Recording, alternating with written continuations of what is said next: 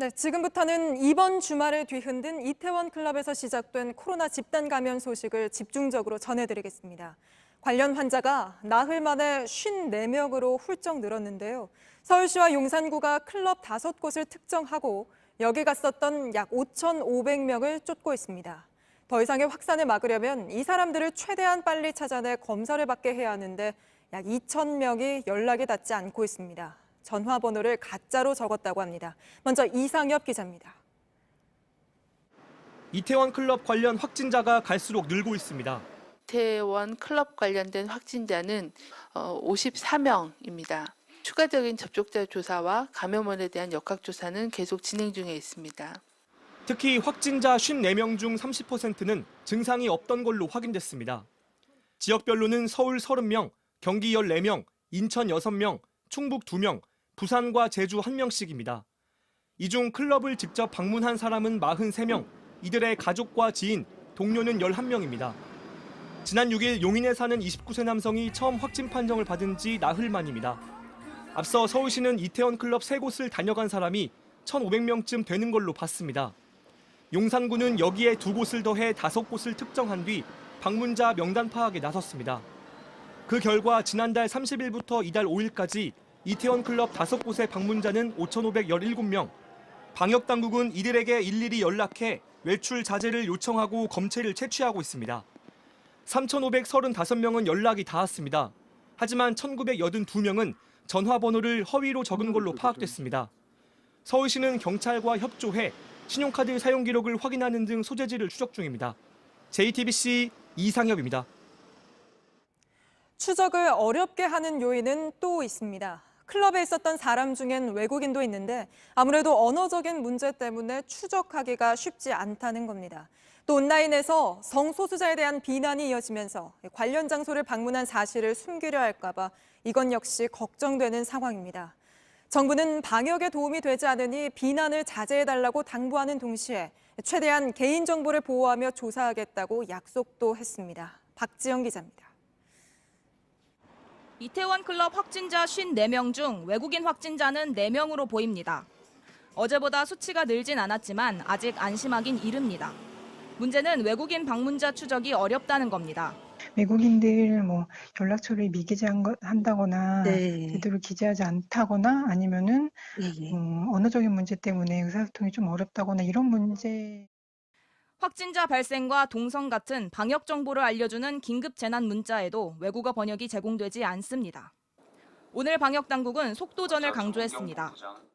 신속한 그 사례에 대한 확인과 추가적인 그런 노출을 차단하기 위해서는 모두들 외출을 자제하고 증상 유무와 관계없이 신속하게 진단 검사를 받아주실 것을. 일단 서울시는 역학조사관에게 통역을 지원하고 긴급 재난 문자의 외국어 서비스를 검토 중입니다. 지난 9일에는 이태원 클럽에 다녀간 확진자 2명이 한 사우나를 방문한 사실이 논란이 되기도 했습니다. 해당 시설은 성소수자들이 주로 찾는 시설로 현금 등으로 결제해 방문자 추적이 어렵습니다. 이런 사실이 알려지자 온라인상에서는 성소수자들에 대한 비난이 이어졌습니다. 그러자 오늘 정세균 국무총리가 직접 진화에 나섰습니다. 정 총리는 특정 커뮤니티에 대한 비난은 적어도 방역의 관점에서는 도움이 되지 않는다며 비난을 자제할 것을 촉구했습니다. JTBC 박지영입니다. 제주도에서는 코로나 청정 선언을 한 지 하루 만에 이태원 클럽과 관련한 환자가 나왔습니다. 이 확진 환자는 병원에 근무하고 있었는데요. 동료와 환자 등 접촉자가 138명에 달합니다. 일단 병원 동료들은 검사에서 모두 음성 판정이 나왔습니다. 여기서 말씀드리고 싶은 건 이 환자는 클럽에 다녀왔다며 스스로 신고를 하고 검사를 받았습니다. 이태원을 찾았던 다른 분들도 서둘러 신고해서 검사 받으시길 바랍니다. 정진명 기자입니다. 제주도에 사는 30대 여성 A씨는 어제 오후 9시쯤 코로나 확진 판정을 받았습니다. 앞서 지난 5일 서울 이태원 킹클럽을 다녀왔다며 자진 신고했습니다.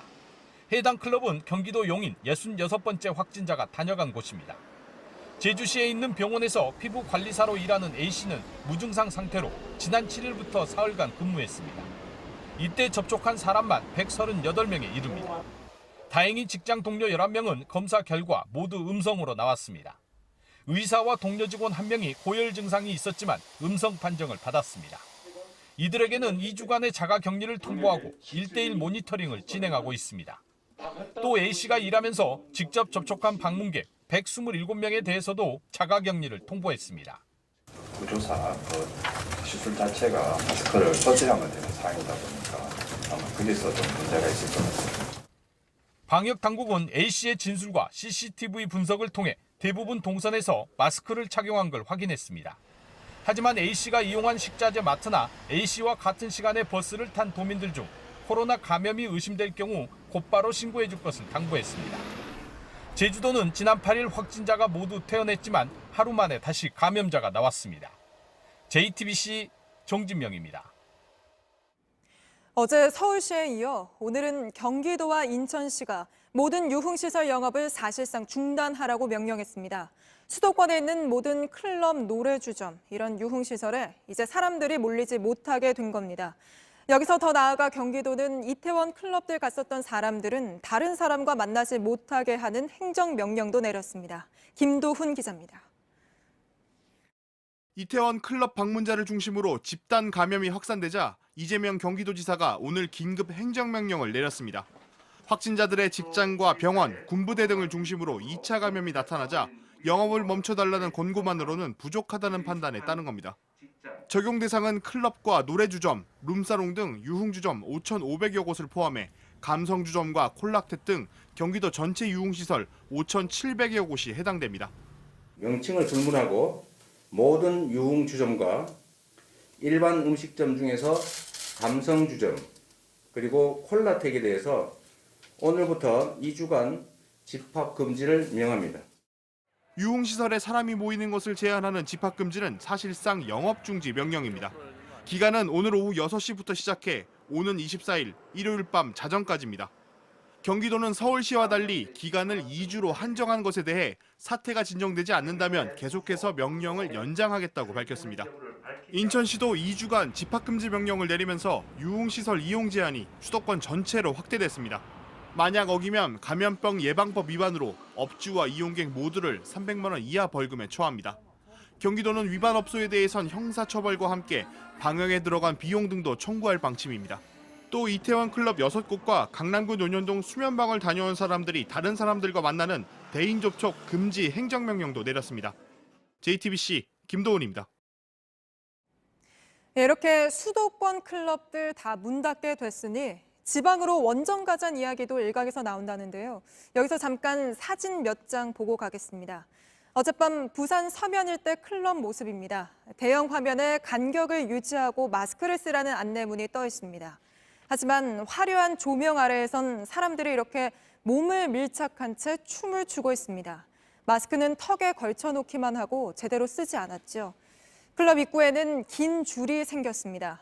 경찰과 부산시는 어젯밤 단속을 벌여 방역 지침을 위반한 7곳을 적발했습니다. 부산시 역시 이 업소들을 고발하거나 서울과 경기, 인천처럼 아예 영업을 중단시키는 방안도 검토하고 있습니다.